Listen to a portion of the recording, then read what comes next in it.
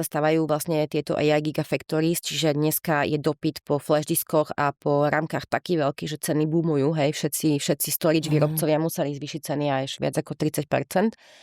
A preto teraz aj vidíme, že niektorí zákazníci majú také tendencie, že ideme si kúpiť predsa niečo lacnejšie, čo nás dneska zachráni, ale zajtra ich bude brzdiť. Čiže ono v podstate, tí zákazníci by mali skôr dbať na to, aby si kúpili systém, ktorý je otvorený, pretože aj z praxe vidíme, že za nejaké 2 roky určite príde zmena legislatívy, určite bude nejaký nový AI model, zmenia sa nejaké licenčné ceny alebo dodávateľské podmienky. Čiže tie firmy, ktoré si zabezpečia systém, ktorý je otvorený nielen proti vendorom, aj softverovým, aj hardverovým, ale aj voči cloudovým, tak tí nebudú musieť vymieňať celú infraštruktúru.